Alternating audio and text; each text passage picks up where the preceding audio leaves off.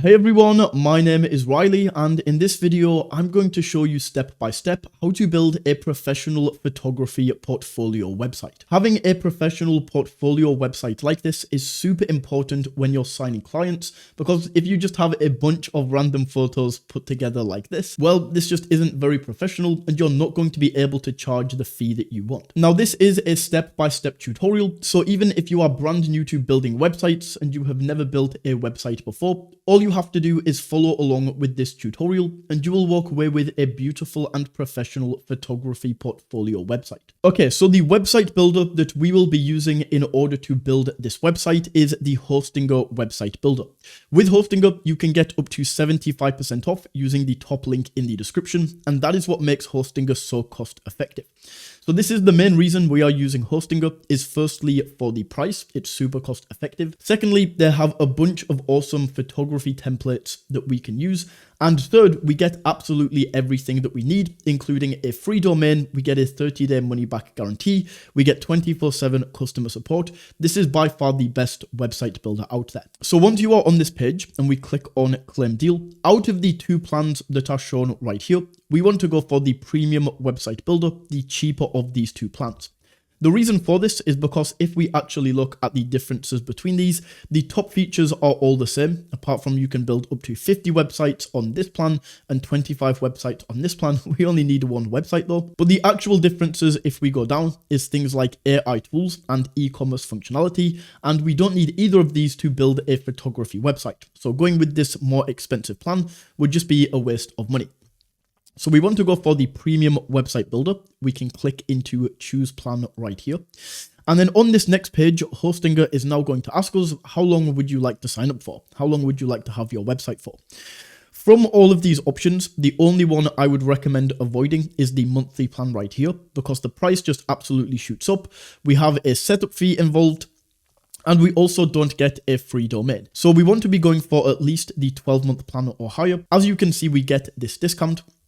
We get our domain in here and we paid this $47 upfront. This is upfront for the year. This is all we have to pay for the entire year to actually host and build our website. Now, the way that this works is once we have had our first year, which is where this discount comes in, this is then going to renew at $10.99 per month. So if you do know that you will have your website for a longer period of time, like 2 to 4 years, if we go up here, let's say for the 4-year plan, we actually lock in this super cheap pricing for 4 years instead. So in here, we pay the 4 years upfront, which is $150, but then we have our website for an entire 4 years, and it's 4 years until we move over to this monthly pricing again. So it really depends on how long you will have your website for, but you want to select your period right here, and then we can click on continue. On this next page, we then just want to enter in our billing address and billing details, and then we can click on continue. And then down here, we just go ahead and enter in the payment method that we would like to use. Once all of this is entered, we just want to go ahead and submit payment. On this next step, once we have paid for Hostinger, it's now going to ask who is this website for. So we are building this website for ourselves as our own photography portfolio. So we want to select myself or my business. On this next screen, they are then going to ask if we want to create or migrate a website. Now, website migration is if you have already built your website on another website builder and you want to bring this over to Hostinger, usually for the cheaper pricing, then that's what website migration is. But in this example, we are creating a brand new website. So we want to click on I'll create a website. From here, they are then going to ask if we want to use WordPress or the Hostinger website builder. In here, we want to go for Hostinger. With WordPress, this is a much more complex website builder. You often need plugins. These plugins can get very expensive. For a photography portfolio website, we really don't need any of this. We can just use a super simple website builder like Hostinger, and this can create some beautiful, beautiful websites. So in here, we can select the Hostinger website builder, and now it's going to ask us to enter in the domain that we would like to use for our website. So this is going to be www.yourwebsitename.com. So just go ahead and enter this in right here, and we can claim the domain name. And then the last thing that we have to do is just enter in our country, enter in some contact details, and just like that, we are now fully signed up to Hostinger. So once we have fully registered for Hostinger, it's then going to take us over to this screen, where the first thing they're ask is, do you want AI to build this website for you? You can definitely do this. So you would just go in and enter in your brand name and a little description about what you do, the type of photographer you are, the fact that you're building a photography portfolio, and the AI will build this website for you. But a much better option for photography portfolios is just by clicking down here on use pre-made templates. And then in this area, we can go to templates at the top. And if we type in photography, there are some awesome photography templates that we can use. So all of these are photography templates. You can go onto the next page. And what I would recommend is just clicking into these and you can see which of these you like the best. So we have this one where it has like 3 images right here. We can click in and we can see all of the different projects and collections right here. We can go to this next one, which seems like more of fashion photography. We can go into this one right here, which is like an urban photographer. We can click into view gallery and see all of the different pieces of work right here. And I really like this one. This is the one that I'm going to go with. But don't worry about copying me exactly. You can go for any of these because the way we edit and build this website is going to be the exact same. All of these have the same editor. So choose the one that you like the best. And I'm going to choose this one right here.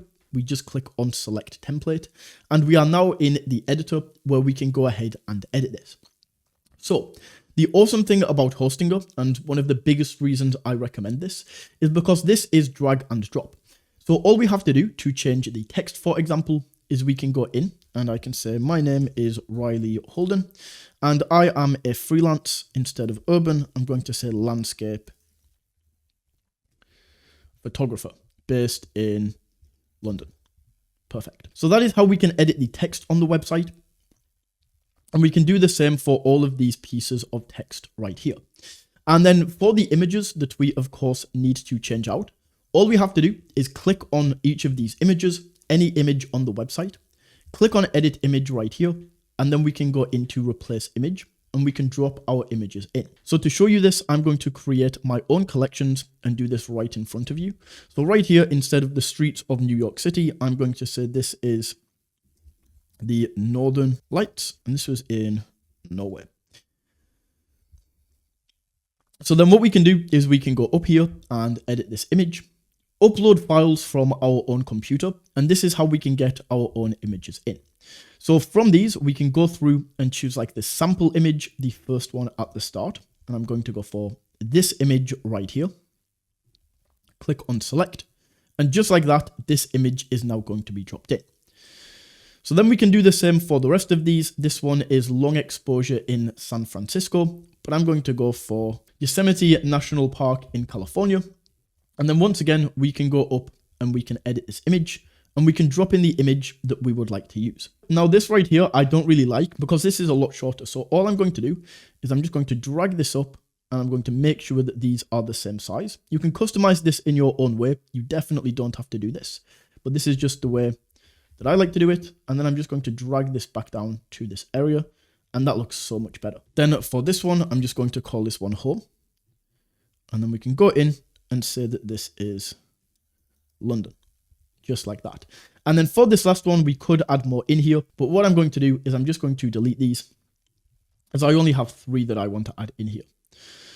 So then we can drop this section down. We can then go down to the footer and depending on the template that you used, you might see different things in here where you can edit the text. But for social media icons, as an example, we can go to edit social icons, click into Twitter and add our Twitter link, add our Facebook link. If you have any other links you want to add, you can add them here. So that is the homepage. So what I forgot to do as well is I actually forgot to add an image of London in here. So we can just go back and I'm going to drop in, let's go for this. So that is the homepage created right there. As you can see, super easy. All we have to do is click into edit the images, click into edit the text. And all of that is now going to be done. So for these, where we can view the gallery with each of these different images, and we have like a gallery of each project, the way that we want to edit this is because the template is created by default, we can see we have like New York City streets, Tokyo, San Francisco, and Chicago. So it doesn't really matter which way we edit these. We don't need to remember which one was which. We can just go in and create these. So I'm going to click into this page right here. And then modern art on the streets of New York City. I'm going to change this to the Northern Lights one. So I just edited this and this text down here. We can then go in and change the year. So let's say this is 2024. Location is going to be Norway. And the camera, we can add that in right there. And then we can go down. And once again, we just want to add all of the images that we have in here. So this was my first image that I had on the previous page. So we can add this in. Then we can go down and we just want to click on edit image. And we can add all of the images that we want to add in here. So that is the first image. We can then go down and add the second image in just like this. We can then go down and add the third image and the fourth image, and you get the idea. Now with any of these, if there are too many images or if you want to add more images, we can click and we can delete if we want to delete the images, and then we drag the section up. Or alternatively, if we want to add more images into here, we can drag the section height down, and then all we have to do is we go in and duplicate this image, and then we can drag this down. And then once again, we just go in and edit both of these images. So just like that, now I have all of these in. We can see that this page is now created, modern art in the sky, Northern Lights in Norway, and I have all of my Norwegian pictures in here. So then what we want to do is we want to go back to pages and navigation. And this is the page I'm on now. It's still called New York Streets, which it was in the template. And I can see I'm on this page because this is bolded.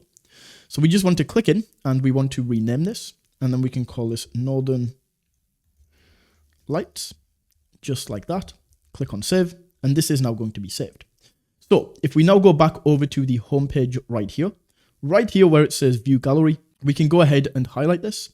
And then where the link is, we can see link to page, and this is by default Northern Lights. So I did pick the right page just by coincidence, but we can go down and we can choose the page that we want to link here.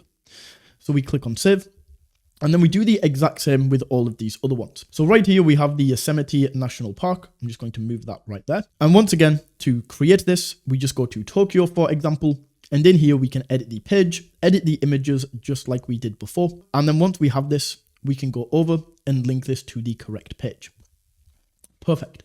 So that is the homepage. That's how we can create the individual project pages and link these up. But there might be a few other pages that you want to create. So in here with works, these are already created for us, and these are going to be created as we go down and change these. So if I click into Northern Lights, you get the idea. But we then have an About Me page. So we can say, I'm super glad to see you here. We can go in and we can edit this by clicking and editing right here. We can go down and edit this text.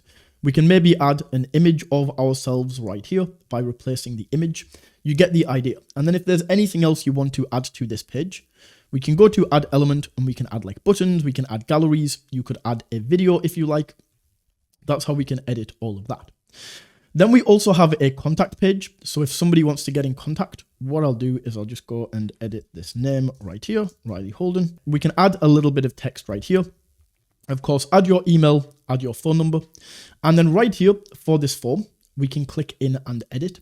And you want to make sure this email is your work email, right? Because the way that this works is when somebody fills this out, you will receive an email saying somebody filled out your form. This is the information that they entered, and it will go to this email right here.